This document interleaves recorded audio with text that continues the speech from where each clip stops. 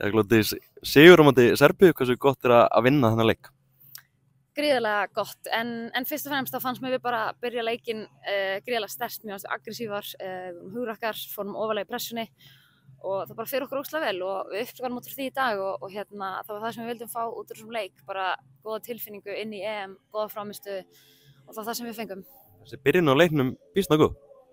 Já, við vorum búin að tala um að við þurftum svolítið að vera hugrakkari og þora stig ofar og við gerðum það og einmitt skorum 2 mörk út frá hápressu, þannig að við sjáum langflest færin okkur koma úr hápressu momentum í leiknum, það er ekki rétt í mér. Og þannig að já, þetta er eitthvað sem að, já, eins og segi, fyrir okkur vel. Þetta er svona vopn sem við getum kannski nýtt á Evrópumótinu.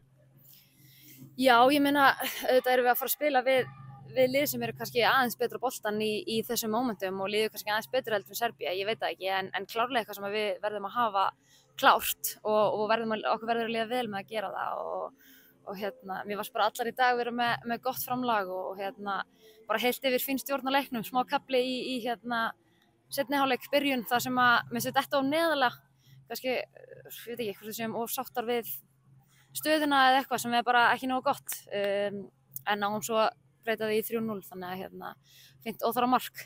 Markið á Svendísi að býsna gott. Já, ógeðslega gott.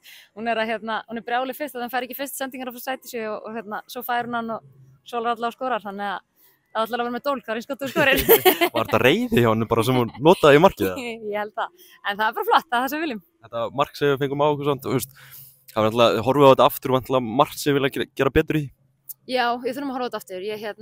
Við erum held ég alltaf ball-watching og erum ekki með gott balans á leiðinu og erum einhvern veginn, já, gleymum manninum sem er að bíða eftir langa boltanum bakvið og já, bara ekki nóg gott. Þetta er eitthvað sem á ekki gerast. Gott að taka þetta út núna og læra þessu fyrir móti?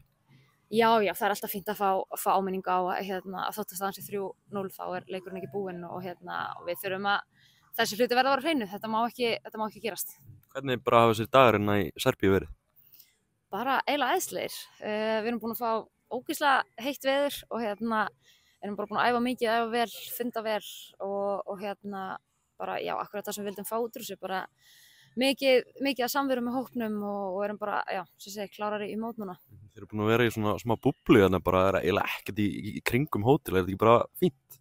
Jú, við erum bara í herbyggjum okkar eða frammi í kaffestofuna að spila og sem segja, fullt af æfingum og svo bara recovery á milli, spil og lofa langt á kvöldin og bara góð stemning. Þú farið yfir til Sviss á morgun, þetta er 4. stórmótið þitt með Íslandi, hversu bara spennt ertu fyrir þessu? Maður er orðinn gríðarlega spenntur núna, maður er svona einhvern veginn að reyna að horfa alltaf bara eitt leik í einu og nú eru þeir allir búnir og það er bara allt klárt í mót og við erum fyrir til Sviss á morgun, þannig að komum svona fyrir til mann. Tala að þessu skýrmarkmið að fara upp úr riðlinum, það bara hlýtur að vera, þetta er rosa jafn og spennandi riðill samt. Ekki spurning, við hefum kannski ekkert viljað vera að tala um það hinga til, en klárlega markmið okkar er að fara upp úr riðlinum og við sjáum góð tækifæri til að gera það, ekki spurning, öll hin liðin líka held ég. Þannig að þetta verður hörkur riðill, en við ætlum að fókusa á okkur og gera það sem við stjórnum og það er góð frammistöða og bara viljum helst byrja sigri í fyrsta leik. Bara partíin í klefa núna? Það er partíin í klefa, afmælispartí. Afmælispartí, ég glemdi því maður, hvernig var að fá sigurinn í afmælisklefa? Bara akkurat það sem ég vildi fá afmælisklefa. Eru þið búin að gera eitthvað sérstakt í dag, 30 afmæli?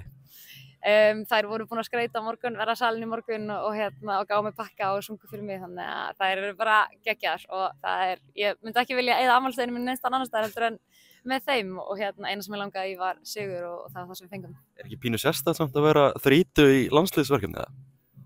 Jú, smá, en ég er samt bara 25, þannig að þetta er alltaf ekki. Takk fyrir þetta, Glódís, gáðu vel. Takk.